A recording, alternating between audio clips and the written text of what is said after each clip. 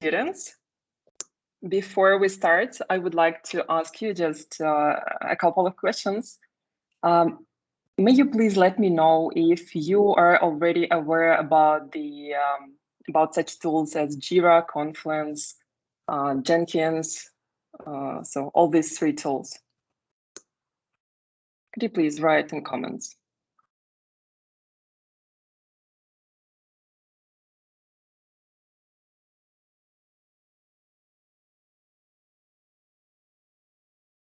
Mm-hmm. Hello, and no, not really, only Jira was used. Okay, that's absolutely all right. I will then tell you in a more detailed way about some screenshots, which you will see on my presentation. And now let me please share my screen. Could you please let me know as soon as you can see it?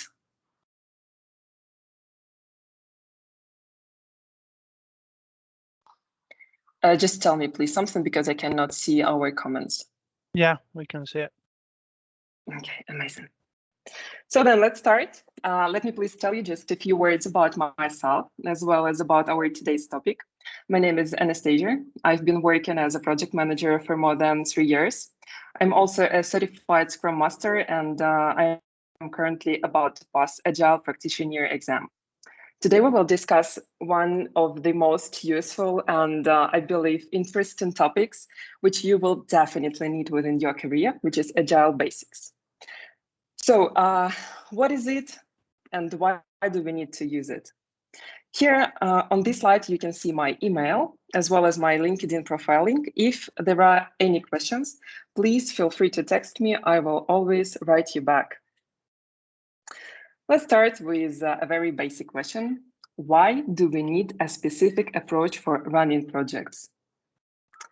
The answer is really simple. Different types of projects require different methods.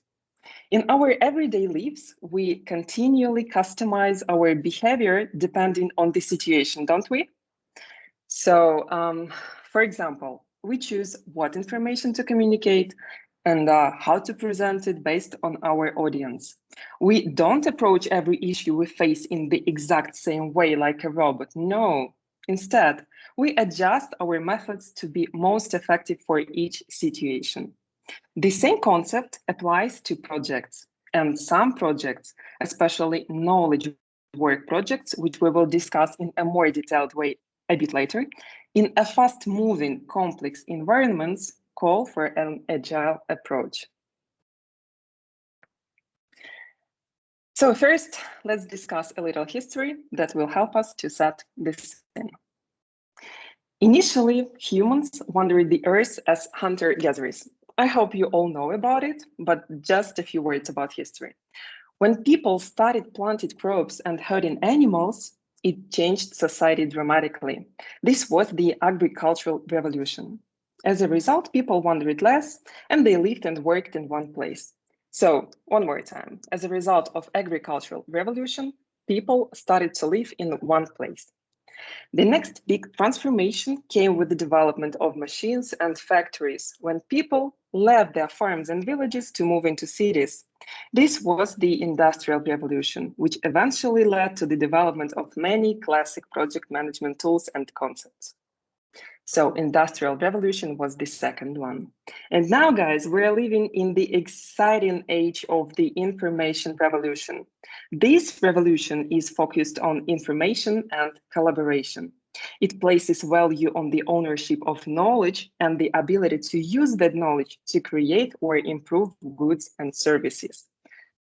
So again, we are now living in the age of information revolution, which is really amazing one.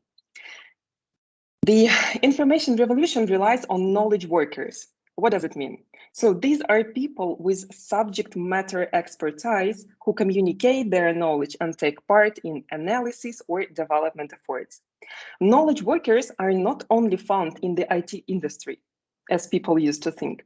They are also engineers, teachers, scientists, doctors, lawyers, and many other employed today.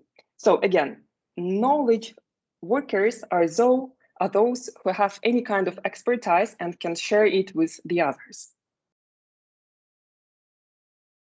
So let's take a quick look at this table and check what makes knowledge work projects different from manufacturing projects.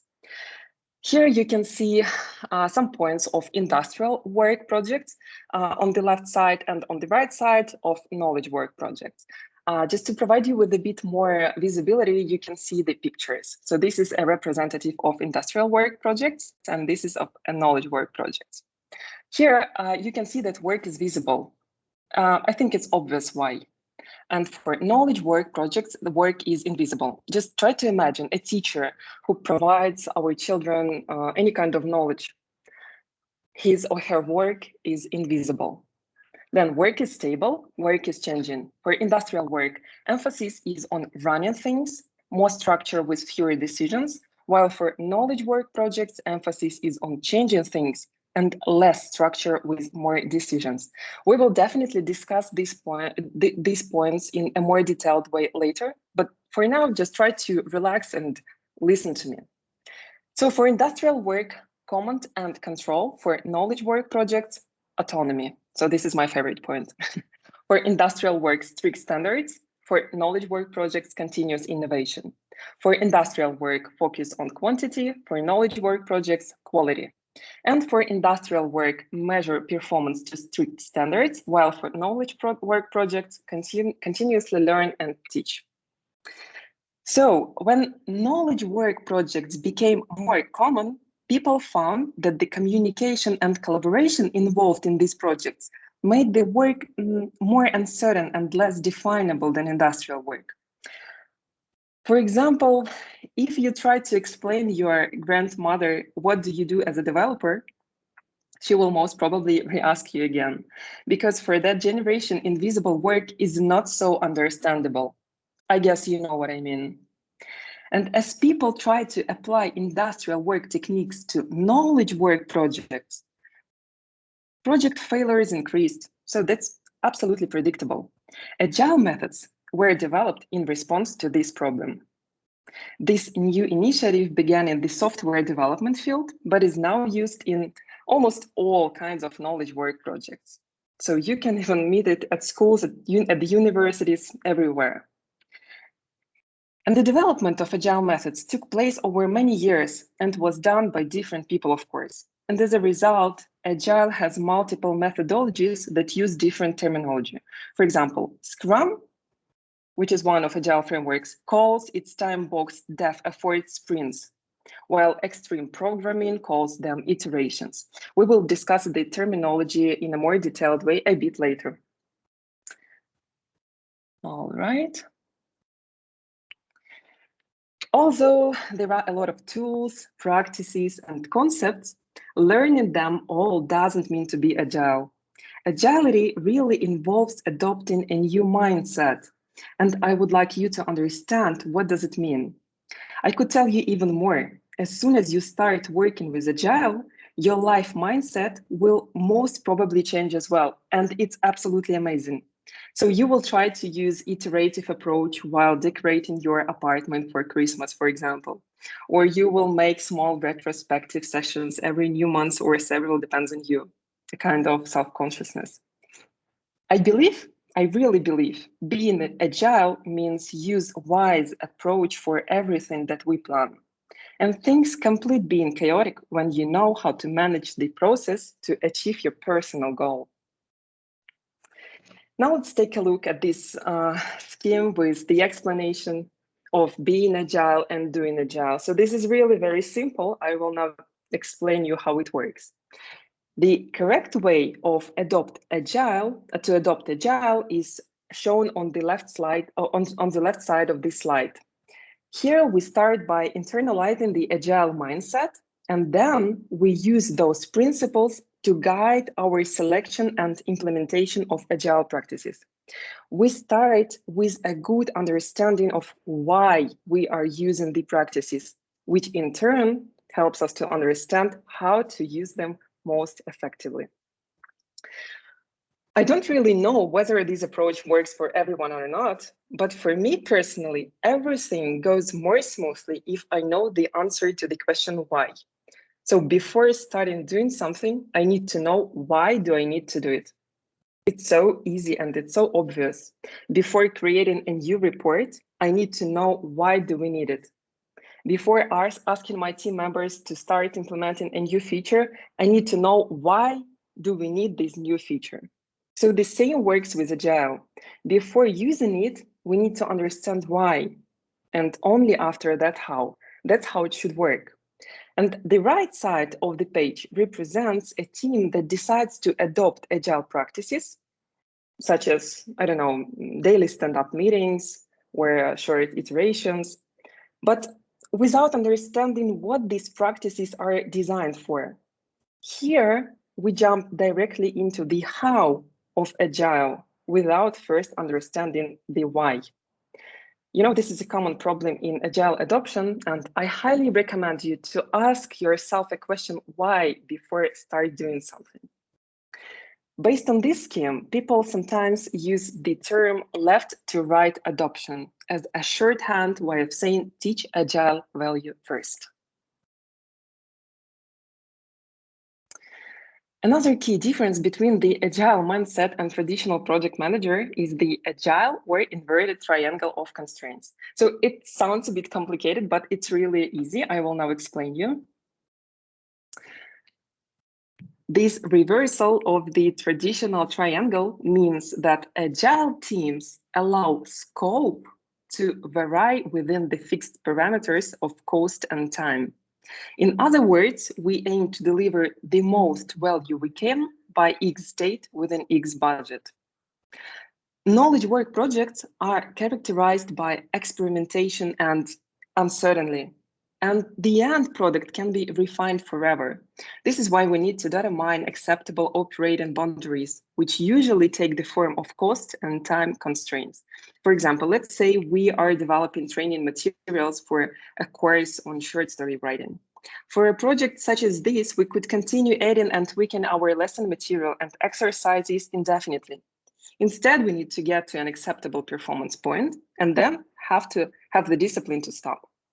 So this is how it works. The Agile Manifesto includes a statement of 4 values and 12 guiding principles. We will examine the values first. And here on this slide, you can see all of them. Again, guys, as I've already said, it's really very important to be Agile, not just doing Agile.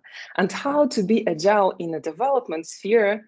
So to be Agile in a development sphere, you must understand all these values and principles. So the first value is individuals and interactions over processes and tools. What does it mean? The message here is that while processes and tools will likely be necessary on our projects, we should try to focus the team's attention on the individuals and interactions involved. This is because projects are undertaken by people, not tools, and problems get solved by people as well, not processes. So that's really very easy to understand. Then, working software over comprehensive documentation. So this is a tricky one because the Agile approach to documentation is just enough, just in time, and sometimes just because. This is a commonly used phrase, and it's a shorthand to remind us of 3 important concepts. The first one, Agile documentation should be barely sufficient, just enough to cover our needs. This keeps most of our efforts focused on the emergent system. The second concept is that Agile documentation is done just in time, but it's also known as at last responsible moment. So we don't have to spend extra time and our capacity to keep it updated as our requirements and design change. And finally, just because. It reminds us that sometimes when documentation is required or requested, it's easier and preferable to just produce it than to face the consequences of not doing so. It's very easy. Then customer collaboration over contract negotiation. This value reminds us to be more flexible, rather than fixed. It is similar to the difference between being right and doing right thing. Again, Agile is about not only about development, it's also about our daily life. So just try to listen to me, being right and doing right thing. We could build the product exactly as originally specified, but if the customer's preferences or priorities change, it would be better to be flexible and work toward the new goal. And the last one, which relates to the previous one, I would say, is responding to change over following a plan. In knowledge work projects, we know that our initial plans are inadequate, absolutely inadequate, since they are based on insufficient information about what it will take to complete the project. So instead of investing effort in trying to bring the project back in line with our original plan, we want to spend more of our effort and energy responding to the changes that will inevitably arise. This does not mean we should abandon planning and just react to changes. We still need to plan, but we also need to acknowledge that our initial plans were made when we knew least about the project at the very beginning, and will need to be updated as the work progresses. Regarding the changes on the project, I would say from my working experience that some customers could come to the company and ask something like, I would like you to develop a mobile application like Yandex Taxi or Uber, doesn't matter. And I have a deadline, which is the end of, I don't know, August, and I have this sum of money. So are you ready to start? And as soon as you start asking questions to this customer, of course he has not all the answers. But being agile means to start with the existing information and then to add new pieces of information while developing. So that's how it works in practice. And now, please don't be afraid. There are 12 points, but they're really simple. And this is the last slide where so much information on the one place. I would like us to take a look at these 12 Agile principles and check them very briefly. So I would also like you to choose your favorite one. Please try to listen to me attentively and take one which you like mostly. First, our highest priority is to satisfy the customer through early and continuous delivery or valuable software. This principle includes 3 main points. The first is to satisfy the customer. If we produce perfect plans and documentation, as I've already said you, but only delight the project management office or the quality assurance group, we have failed, of course. Our focus should be on the customer. So we should ask the customer, is everything all right? We should request for him feedback. We should try to teach him or her how this or that functionality works and how to improve it. So this collaboration with the customer is really very important. The second point is early and continuous delivery. We must structure the project and the development team to deliver value early and frequently. This can be a struggle if people are reluctant to share incomplete work, and it takes courage and support for everyone to become comfortable with this idea. However, it's better to get something wrong up front and have time to correct it than to discover the issue much later when, so much more has been built on top of a faulty foundation. And the final point of our first step is that what we are delivering is valuable software, not completed work products. So we need to stay focused on the end goal. Yeah, so the second one, welcome changing requirements even late in development. Again, changes can be great for a project. For example, if they allow us to deliver a late-breaking, high-priority feature. By welcoming the changes that will inevitably happen, we can spend more time developing the end product. That's clear, I guess. The third one, deliver working software frequently from a couple of weeks to a couple of months with a preference to the shorter timescale. This principle emphasizes the importance of releasing work to a test environment and getting feedback. Frequent testing and feedback are so important that software development use continuous integration tools. That's why I asked you about Jenkins, so one of the tools for continuous integration, to provide feedback about any code that have been written. Agile teams need feedback on what they have created thus far to see if they can proceed or if a change is needed. So for continuous integration, I'm not sure I'm a right person to explain you how it works, but what I would like you to know, if we work on a mobile project, for example, to compile a new build, you should have a person who will do that manually. But if you configure a continuous integration on your project in a way, for example, with a very new pull request being merged into development branch, a new build is being compiled automatically, it will dramatically speed up the process. And you can even configure your continuous integration tools in a way that that notifications with release notes, with tasks merged, will be sent to all the people who need it. So that's really very useful. I highly recommend you to use it. Next one, business people and developers must work together daily throughout the project. It's again about collaboration between people. The business representatives should learn what types of solutions are expensive or slow to develop and what features are cheap. They can then begin to fine-tune their requests and response.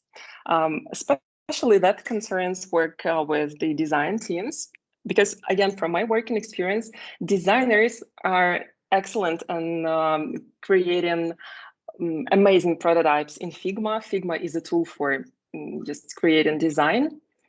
But as soon as you start development with your team, you should explain the designers why this or that feature cannot be realized easily or quickly. I believe that there is nothing impossible to do, but everything takes money and time. So you should try to learn your colleagues. It doesn't matter whether it's stakeholders from the customer side or whether it's colleagues from EPAM or other company side, it doesn't matter. But try to teach them why this or that solution is a good approach or not. Then, fifth, right? Yes, so fifth, build projects around motivated individuals. Give them the environment and support they need and trust them to get job done. This is my favorite point. Since the development team is such an important factor, Agile methods promote empowered teams. People work better when they are given the autonomy to organize and plan their own work. And this is proved. Agile methods advocate freeing the team from the micromanagement. Instead, the emphasis is on peer collaboration and teamwork, which result in higher rates of productivity.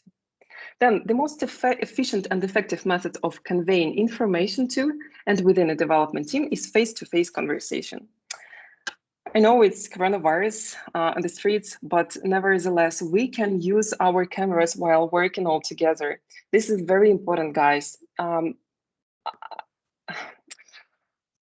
working with different development teams, I've noticed that if you use video conference at your daily meetings, the productivity will increase dramatically and the team members will become, you will get more fruitful collaboration as a result.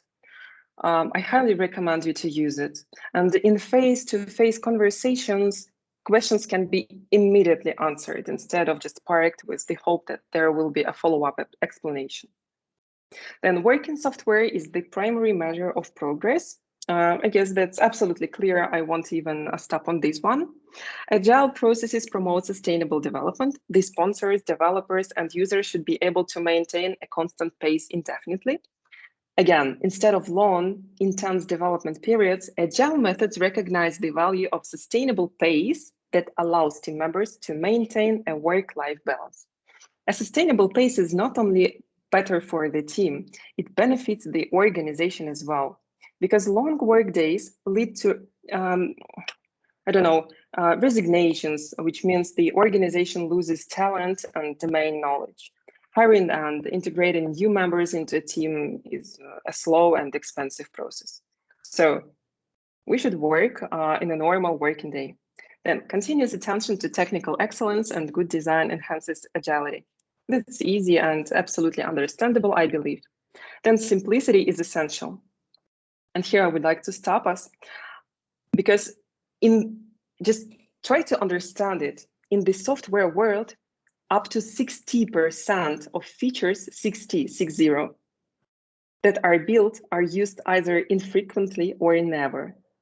Because so many features that are built are never actually used, and because complex systems have an increased potential to be unreliable, agile methods focus on simplicity. So simplicity is the answer. This means boiling down our requirements to their essential elements only. Complex projects take longer to complete, are exposed to a longer horizon of risk, and have more potential failure points and opportunities for cost overruns.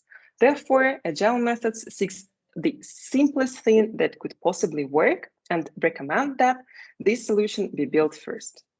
So I guess that's understandable for now. Then the best architectures, requirements, and designs emerge from self-organizing teams. Again, about autonomy of our development team. But you know, this principle may sound a bit odd, depending on how literally you understand it. Essentially, it is saying that to get the best out of people, we have to let them self-organize. People like self-organizing. It allows them to find an approach that works best for their methods, like their relationships, their environment, everything. They will understand and support the approach because they help create it. And as a result, they will produce better work. So in the last one, at regular intervals, the team reflects on how to become more effective, then tunes and adjusts its behavior accordingly. Gathering lessons learned at the end of a project is, frankly speaking, too little too late. Instead, we need to gather our lessons learned while they are still applicable and actionable. This means we need to gather them during the project and, most importantly, make sure we do something about what we have learned to adjust how we complete the remainder of the project. You know, agile methods use frequent look backs, which called retrospectives. It helps the team to reflect on how things are working on the project and identify opportunities for improvements. These retrospectives are typically done at the end of each iteration, which we will discuss a bit later, ensuring that the team has regular opportunities to review their process. One advantage of doing retrospectives so frequently is that we don't forget about problems and issues. Compare this to conducting a single lessons learned review at the end of a project in which team members are asked to think back over, I don't know, a year or more to recall what went wrong and where they ran into issues. So you could even use retrospectives in your everyday lives, trying to remember what happened with you within this or that weeks and try to improve your, for example, work and life balance or anything else. If you are struggling with insomnia, for example, you can try to sit, relax, and remember what went wrong for this or that week and try to improve your behavior for the next one. This is how retrospectives work. So guys, that was an introduction into Agile world. On this point, you have at least high-level vision of what Agile is, what its main values and principles, and how to start being Agile, not just using it. I would also recommend you to read about Agile, maybe a bit more, or to watch some YouTube videos, doesn't matter. Just to listen to this information one more time to understand it better. But I will also provide you with this presentation if you need it, or you can connect me if you need something to be answered. For the time being, just try to understand that while start working with Agile methodology, you should be agile, not just doing agile. And being agile means be flexible, means pay attention on people's collaboration and all this stuff. And I'm quite sure that agile is really, really amazing. And now let's check some agile methodologies you will definitely work with. There are a dozen actively used agile methodologies. The most common approaches are Scrum, Extreme Programming, which is called XP, Lean Product Development, Kanban, Feature-Driven Development, Dynamic Systems Development Methods, and the Crystal family of methods. But please don't be afraid, because the two most widely used agile methods are Scrum and XP. Plus, I would also add Kanban here. So let's begin with Scrum framework. This is commonly used across a lot of projects, and I'm quite sure you will work with Scrum framework. This is very popular agile model that is lightweight and easy to understand. But you know, like all agile methods, it's difficult to truly master. The methodology documented the Scrum framework is a set of practices, roles, events, artifacts, and rules that are designed to guide the team in executing the project. So let's check Scrum pillars and values. The theory behind Scrum is based on the 3 pillars of transparency, inspection, and adaptation. These principles guide all aspects of the Scrum methodology. For transparency, so I will just read aloud. This involves giving visibility to those responsible for the outcome. An example of transparency would be creating a common definition of what done means to ensure that all stakeholders are in agreement. I will tell you a bit more about done and transparency. So I believe you all know what transparency means in your mother language. So to provide our stakeholders with more transparency, your Scrum Master, or I don't know, if we speak about Scrum team, your Scrum Master should create a definition of done document with all development team, where all the points will be listed of how will we understand that the feature is done. The points may be really different. For example, the feature has been tested on QA environment. The feature has been tested by design team and product owners team. The feature has been deployed to a UAT environment and verified on it. The feature has completed design. I don't know. It depends on the project really, but definition of done is a kind of document which can be on your within your Confluence space. So again, for those who don't know what Confluence is, it's a kind of, it's a place where all the documentation about the project is being gathered. Very simple. So you just click on the link, enter your credentials, and see a tree of all the documentation for the projects. And one piece of this documentation should be a definition of done. That's for transparency. Then inspection. This involves doing timely checks of how well the project is progressing toward its goals, looking for problematic deviations or differences from the goals. I believe that's about retrospective sessions. How retrospectives work. Let's say we have 2 weeks iterations. In Scrum, they called sprints. So we have 2 weeks sprints. And at the end of each sprint, we meet all together with the team and we discuss what was good, what went wrong, and how can we improve the process. Every new iteration, that's about inspection. So just to inspect, how can we improve the process? Then adaptation is about how to implement the items which we have identified within our retrospective session within the new sprint. So this involves adjusting the team's process to minimize further issues if an inspection shows a problem or undesirable trend. And in addition to these 3 pillars, Scrum also recognizes 5 fundamental values: focus, courage, openness, commitment, and respect.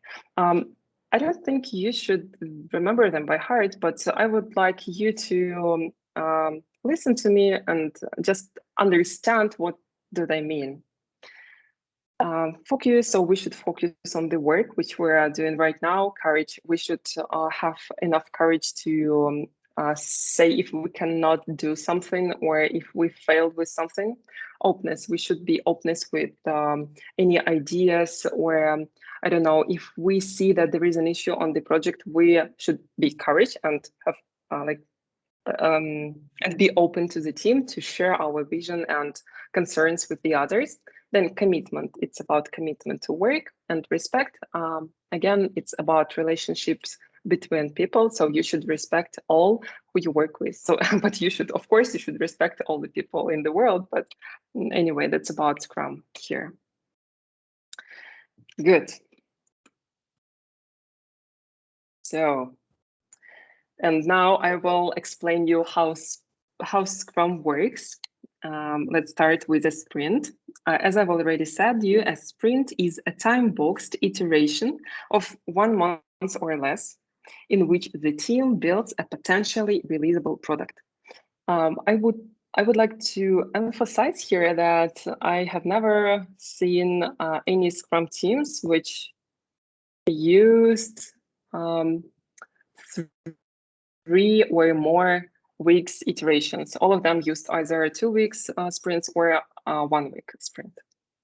The Scrum term sprint is equivalent to the generic Agile term iteration. That's just a period of time. And most Scrum sprints, as I've already said you, 1 or 2 weeks long. That's what I would like you to know. And each sprint is like a mini project because every new sprint, you should provide your stakeholders with a new releasable product. During a sprint, no changes are made that would affect the sprint goal. The scope might be clarified or negotiated as new information becomes available. That's again about our flexibility for changes. When sprint can be cancelled. A sprint can be cancelled before the time box is over. I mean, if the sprint goal becomes obsolete because of a change in business direction or technology conditions. For example, let's imagine we are working on a project and all of a sudden our marketing department made a research and found out that the feature which we are currently working on is an obsolete one. So the users don't need it anymore. No one uses it. Then product owner can cancel the sprint because our sprint goal is obsolete. So it has no sense anymore. Good. Then the sequence of activities within each sprint consists of a sprint planning meeting, development period that includes daily Scrum, a sprint review meeting, and sprint retrospective meeting. So now let me please tell you just a few words about the roles in Scrum. There are only 3 of them: development team, product owner, and Scrum master. Let's start with the development team. This is a group of people who build the product increments in each sprint. The members of the development team are self-organizing again. They are empowered to manage their own work. This is very important. That's why I repeated it several times. Self-organization and autonomy for a development team. Scrum teams are also cross-functional, but one of the mistakes which people make while just thinking about cross-functional teams is that they think all, like for example, we have 5 developers and each of them can replace another one. For example, if we have a developer, a business analyst, a tester, by the way, guys, all of them are included into development team. It doesn't matter that they are not programmers. All who work on creating a new releasable product is being included into development team. So it should be, it can be a business analyst, I don't know, even designer, tester, it doesn't matter at all. And they cannot replace each other, no. But what does it mean that your Scrum team is self-organizing, I don't know, cross-functional, that you have enough skills in your team to complete the work planned. That's all. So that you do not need anyone else to help you with achieving your sprint goal. Then that's what I wanted to tell you about development team. Just one more time, development team is a group of people who help to create a releasable product every new sprint. Then who is product owner? This is a person who is responsible for maximizing the value of the product by managing the product backlog. We will discuss just a bit later what the product backlog is. This includes ensuring that the work items in the product backlog are up to date and accurately prioritized based on business value. I will show you the scheme just in a few minutes and explain why it's so important to have this product backlog every time prioritized. Product owner is also responsible for making sure that the business and the team have a shared understanding of the project vision. I mean, project goals and details of work to be done. So the team can plan and build their work items, because I believe our developers who are, again, not only programmers, but other team members, they should always understand what is our end goal of a product to plan the work accordingly. Because, you know, some decisions can relate to architecture or design or testing and so on. And although the product owner is responsible for keeping the backlog prioritized and updated, the Scrum Master or development team also assists in this process by sharing information about estimates, dependencies, technical work items, and so on. And that's what concerns product owner. And for Scrum Master, this is a person who is responsible for ensuring that the Scrum methodology is understood and used effectively.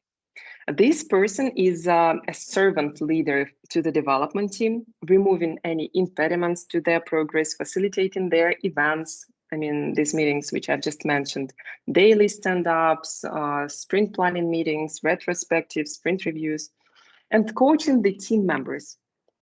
And Scrum Master also assists the product owner with managing the backlog and communicating the project vision. So what else?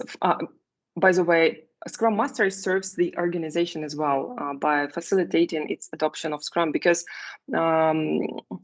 while there are a lot of organizations who would like to adopt Scrum, they do not always understand what Scrum means. And if an organization would like to adopt daily meetings, that of course, that will not mean that organization adopts Scrum itself. So one of the responsibilities of Scrum Master is to show the organization how truly Scrum should work. And now let's take a quick look to this table, which is on this slide. One more time, and just to refresh, who is responsible for what? So development team is responsible for estimates. How it works in practice. So in practice, you can write down somewhere such a definition as poker planning.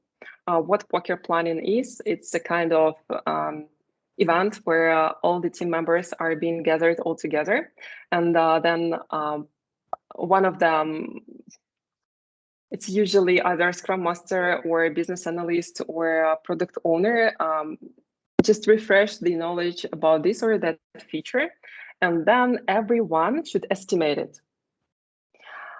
I don't really want us to spend so much time on this, but this is one of my favorite topics to discuss. If you would like me to provide you with more information about it, just please write me. I will write you back how poker planning work and how to use it correctly. So what does it mean to use story points, whether it's okay to replace them with hours, and so on and so forth. So development team development team works with estimates. Like before starting a new iteration, which is sprint and Scrum, we should understand whether we are okay with the amount of work which we have planned. it's possible to do only after our development team's estimations. Then backlog priorities, as I've already said, that's the duty of product owner. Then agile coaching, that's of course for Scrum Master. Coordination of work, that's about development team, but coordination of work means internal coordination of work. So that's about development team autonomy. Definition of done, I've marked all of them with this sign because everyone should be involved into the definition of done document creation. So everyone should understand correctly how will we know that the feature is done. Then process adherence is for Scrum Master, technical decision is for development team, of course, and sprint planning for all of them. Good. Let's go back to the process. And now I will tell you about Scrum activities. So actually in Scrum, there are 5 ceremonies, but 6 activities. I don't think it's really important for the developers, but what I would like you to know, so that the container for all the ceremonies is sprint itself. And 5 activities within a sprint is backlog refinement. In original documentation in Scrum Guide, backlog refinement is not a ceremony, but it's just an activity which is commonly used across all the projects. Then sprint planning meetings, daily scrums, sprint reviews, and sprint retrospectives. You can see them all on this scan. The last 4 of these meetings are the team's planned opportunities for inspection and adaptation for each sprint, of course. So what backlog refinement is? Backlog refinement meetings are where grooming the backlog is done. So what is grooming the backlog? This basically means that everyone involved in the project gathers to discuss and update the items in the backlog. So during backlog refinement, the product owner can provide the team members with the information about the items which are planned to be taken into the next iteration or next after next. I don't know, it doesn't matter. So we're just working on the items which are in product backlog. Then in the sprint planning meeting, everyone gathers to determine what will be delivered in the upcoming sprint and how that work will be achieved. The product owner presents the updated backlog items and the group discusses to ensure that they have a shared understanding. So the dev team forecasts that what can be delivered in the sprint based on their estimates. And then a sprint goal must be set. So let me please provide you with a kind of, I don't know, practical example. Let's imagine, I don't know, but let's imagine we have to implement something like McDonald's mobile application. So what our product backlog will consist of? Again, what product backlog is? Product backlog is a list of all the features which must be completed before the project is done. For, I don't know, McDonald's application, yeah, what should it be? What kind of features can it include? It should include authorization, registration, then menu, I mean, what can be ordered, then items cards. If we tap on a specific item within the menu, we should see the items information, yeah, then map with the restaurants, any kind of sales and coupons. So there are a lot of features which we can come up with all of you together, but a list of these features in a prioritized way is a product backlog. And for sprint planning meeting, our product owner should choose those features which he or she would like us to complete at the first stage. So in our case, it should be, for example, I don't know, authorization and registration. Yeah, so these 2 features are planned for our first sprint, and sprint goal should be authorization and registration complete finalization. For a second sprint, it should be, I don't know, menu and items card, for example, and so on and so forth. If we have our product backlog prioritized in the correct way, it's always easy for us to take those items which are on the top of the list and estimate them and discuss them for the next sprints. So I guess that's understandable. But if you have any kind of questions, just don't be shy to interrupt me, please. Then, what is Daily Scrum? Daily Scrum is a 15-minute time-boxed meeting that is held at the same time and place every day while the team is working toward the sprint goal. Scrum Master makes sure the meeting happens every day and follows up on any identified obstacles. The Daily Scrum is primarily for the members of the dev team who use it to synchronize their work and report any issues they have. But if anyone else would like to be at this meeting, it's okay. So the scope of this meeting is strictly limited. Each member of the team briefly answers 3 questions about what they are doing to meet the sprint goal, but it's not mandatory to ask these specific questions. They are just commonly used across Scrum teams. The questions are, what did I do? What do I plan to do today? And I would like to emphasize that not about what was I doing yesterday and about what what am I going to do today? It's about what did I do and what will I do today? And if there are any impediments to the progress. At the moment, I work as a Scrum Master on one of EPAM projects, and I would also teach my team members to drive daily meetings even without me, because Scrum Master should not attend all the daily meetings. It's not about, it's not about any kind of reporting. No, it's about teams synchronization. And I would like my team members to synchronize internally without anyone else involvement. So they should understand what each team member does at a specific moment, so they can coordinate their work all together. All right, and one more thing I would like to emphasize about Daily Scrum. Again, it's 15-minute time-boxed meeting. A normal Scrum team is up to 9 people, and that is why your daily Scrum, daily stand-up is not about discussing the impediments you have found out. No, it's about just telling about them and then appointing new meetings to discussing them in a more detailed way. So it should be very short, positive, and a kind of synchronization meeting, 15 minutes. Then a sprint review meeting is held at the end of the sprint and includes dev team, product owner, and Scrum Master, and potentially other stakeholders.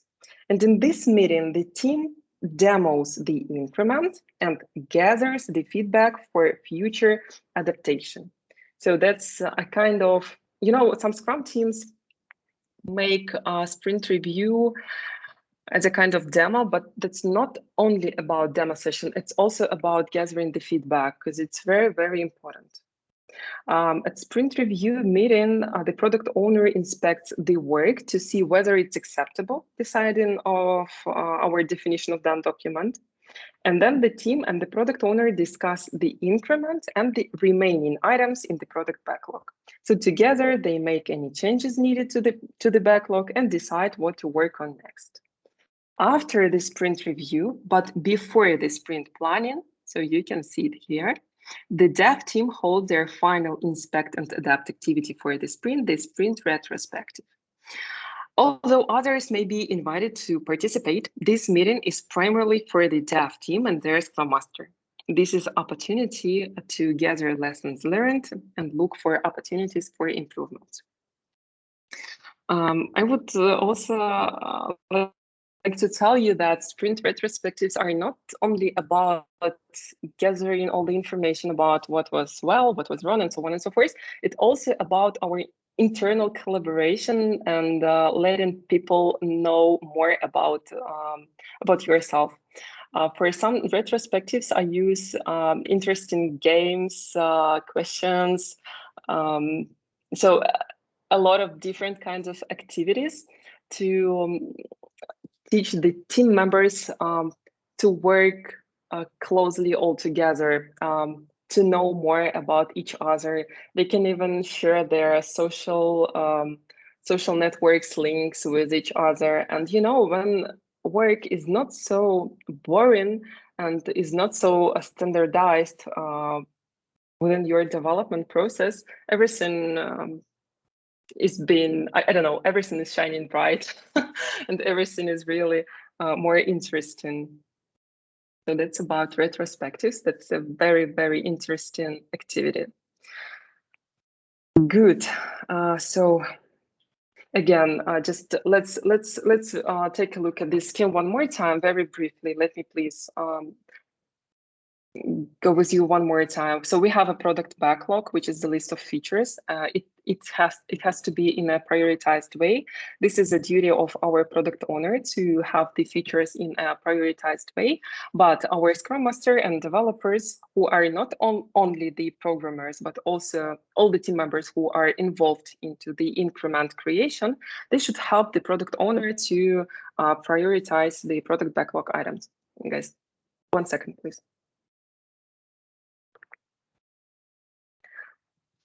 So sprint planning meeting is a meeting where Scrum team is planning their work to be taken into the next sprint. The result of sprint planning meeting is identification of a sprint goal, as well as a plan how the team will achieve this goal. Then daily Scrum is a 15-minute meeting where the team is being synchronized internally, so everyone understands how the team is achieving the sprint goal. Then sprint review, which is a kind of demo plus feedback gathering, and sprint retrospective. Then this process is being repeated again and again. That's why I've already said you that every new sprint is a kind of a small project. And what I would like to emphasize one more time, that with every new sprint, Scrum team is supposed to deliver a kind of shippable product, a kind of increment. So increment, you will definitely meet this word in future. Increment is a result of sprint. So this is just a product which is a result of sprint. Good. So we have discussed it with you. And now let's go to the Agile method, which is focused on software development best practices. Its name is extreme programming. I would like to tell you that if you have an ability to work with extreme programming, you're a lucky one. You will understand now why. Let's just check very briefly. Extreme programming values. So for Scrum, again, for Scrum values, we had focus, courage, openness, commitment, and respect. For extreme programmer, we have simplicity, communication, feedback, courage, and respect. This is very similar to Scrum. So what simplicity means? Again, I've already said you that, but I would like you to remember it. Simplicity focuses on reducing complexity, extra features, and waste. It's very important for extreme programming. And the teams which work with extreme programming keep the phrase, find the simplest thing that could possibly work in mind. Again, find the simplest thing that could possibly work and build that solution first. Then communication. So this value focuses on making sure that all the team members know what is expected of them and what other people are working on. For example, the daily stand-up meeting is a key for communication. Then feedback. The team should get impression of suitability early. So that's absolutely clear. And courage and respect have already been discussed while we spoke about Scrum. As for this diagram, it looks a bit scary, but it's very easy. So XP teams use lightweight requirements called user stories to plan their releases and iterations. Iterations, again, are typically just 2 weeks long, and developers work in pairs to write code during these iterations. So that's why I said you're a lucky one if you have an ability to work with extreme programming. That's a very unusual experience in your practice to try pair programming. All software developed is subjected to frequent testing. Then, upon approval by the on-site customer, the software is delivered at a small releases. So I see here spikes. You know, guys, some definitions you can meet within different methodologies while working with Scrum, Kanban, extreme programming, doesn't matter what spikes are. Spikes are just periods of work undertaken to reduce threats and issues, and architectural spikes are iterations used to prove a technological approach. So if we don't know whether this or that approach works or not, we should create a spike within Jira. If we work with Jira, of course, because there are a lot of different kind of management tools. But again, what Jira is a kind of instrument where we can manage our tasks with the team, so we can track their progress. So if we work with Jira, we create a spike, and there is a specific person who is being assigned to work with this spike, and this specific person will investigate whether it's possible or not to implement this specific approach. So very easy. For example, if we buy a Mercedes car and we would like to change 4 wheels to the bigger ones. I don't know, I'm not really a professional in cars, but that's the first thing which came to my mind. Before we start doing that, we should make spike. We should investigate whether it's possible in reality or not. And only after that to start doing that. So the same in development. I'm not sure the example was the correct one, because I'm not sure if it's possible in general to change the wheels in the car to the biggest, but so I would like you to understand the approach in general. Good. So guys, as for XP teams roles, it defines the team roles differently than Scrum. In XP, we have coach, customer, programmer, and tester. I will tell you very briefly. So the coach is something like Scrum Master in Scrum. The coach acts as a mentor to the team, guiding the process and helping the team members stay on track. The coach is also, I would say, a facilitator. He or she is helping the team become more effective. And this role shares many responsibilities with the Scrum Master, again, as I've said.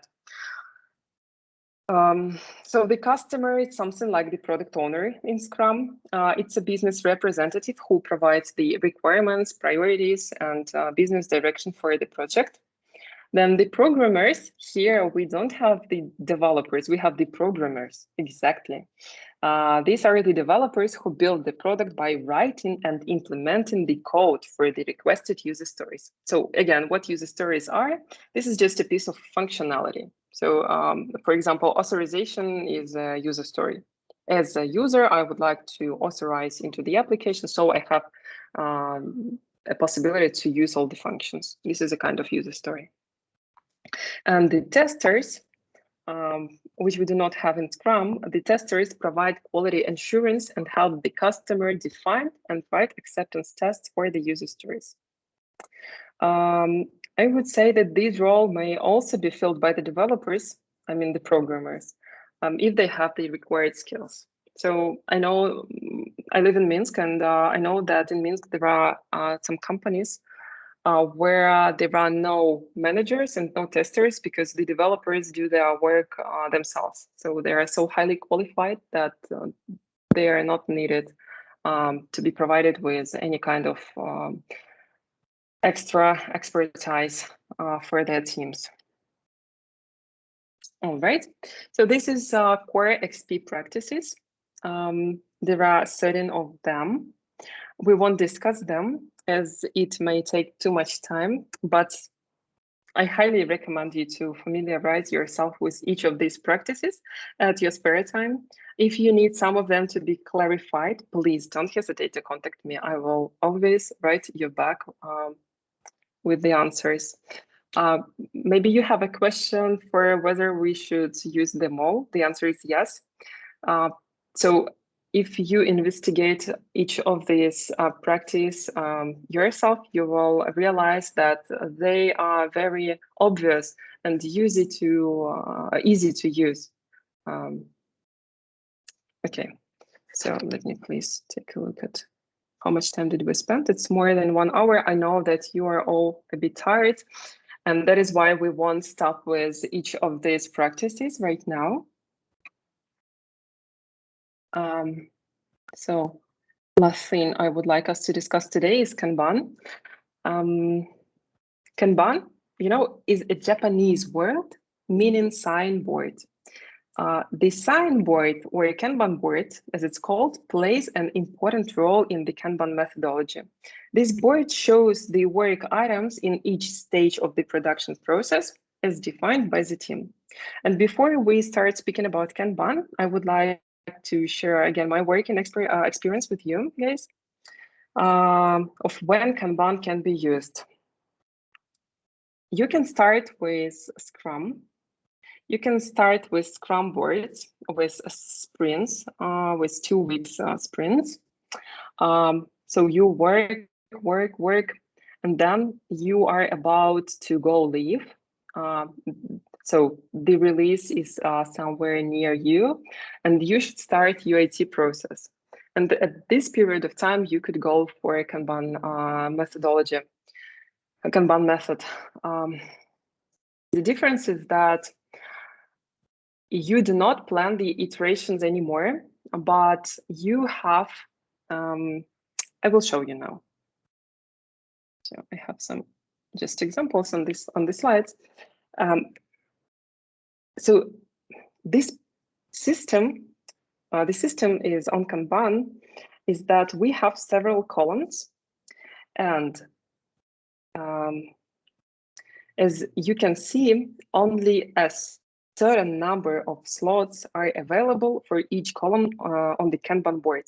And whenever there is an empty slot on the board, there is signal for the team to pull work from the previous stages, if there are any items available, of course.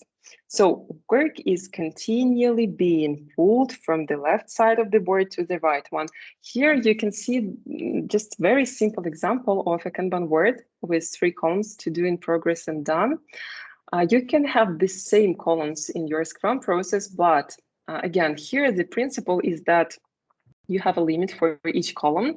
And the process is that your team members take the top items from to-do column. They take it into progress, work, and then move the items into done section. I would like to show you how it can look like in reality. So that's these are 2 Kanban boards from the project. This one I worked on recently, and that is my current one. So here are all the columns which are being used. So to do, logged, in progress, in review, to deploy, QA, and done. And here Kanban, which is just the backlog. So this is both screenshots are from Jira. So Kanban means just the backlog. Yeah, then as soon as a feature is being verified by the product owner and by me, I set the feature into to-do, and it means that the feature is ready to be taken into development by the programmers. Then they take the feature into progress and blah, blah, blah till the very end. So the process is that every new item should be moved from the left side to the right side. So that's the process on Kanban board. And again, this pull systems means that Kanban has much less emphasis on iterations than Agile methods. So you can use iterations if you wish within Kanban, but the pull mechanism just described means that there is no need for it. Of course, most organizations will want the team to commit to delivery cadence that defines how often the work increments will be available for consumption. However, the team's development cadence doesn't need to be coupled to that delivery cadence or any aggregation of it. So to make Kanban working effectively, dev teams should follow 5 main principles. They are here. Visualize the workflow. So knowledge work projects by definition manipulate knowledge, which is intangible and invisible. Therefore, having some way to visualize the workflow is very important to organizing, optimizing, and tracking it. So that's kind of how we can visualize the workflow. Then limit VIP work in progress. So VIP is work in progress. Restricting the amount of work in progress improves productivity, increases the visibility of issues and bottlenecks, and facilitates continuous improvement. This makes it easier for the team to identify issues and minimize the waste and cost associated with changes.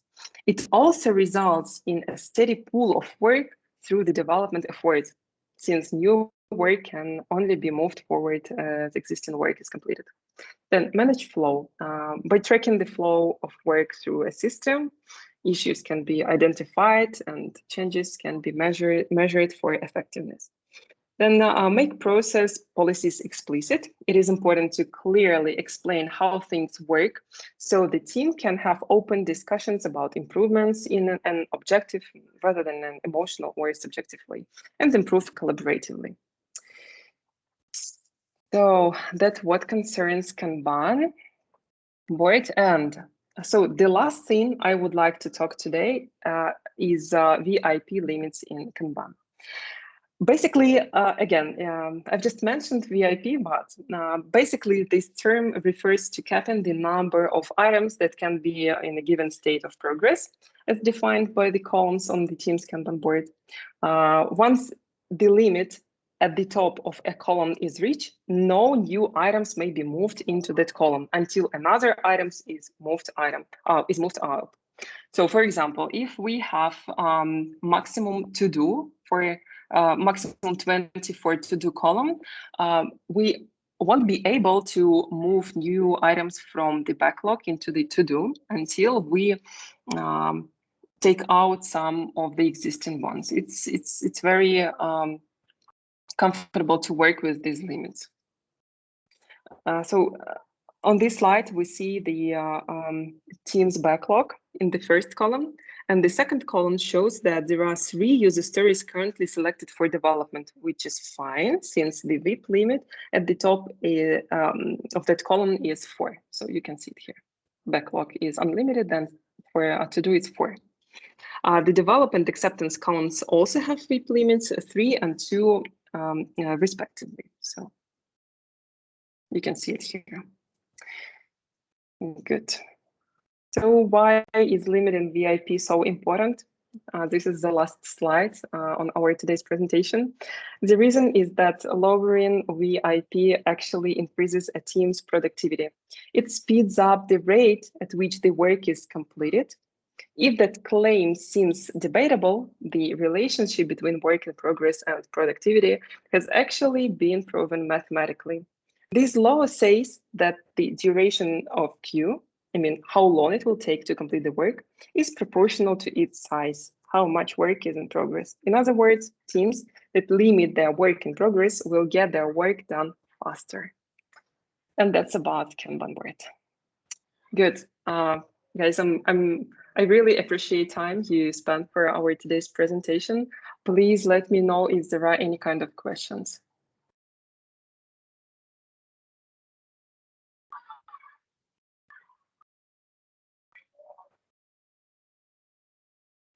So I hope you're not all sleeping. I know there is a lot of information. Then again, I will provide you with this presentation.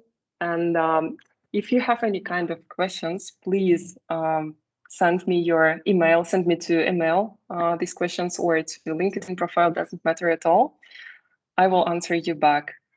And again, thank you for your attention. I hope the information was useful for you. So good luck within your careers and have a nice evening, guys. So thank you all.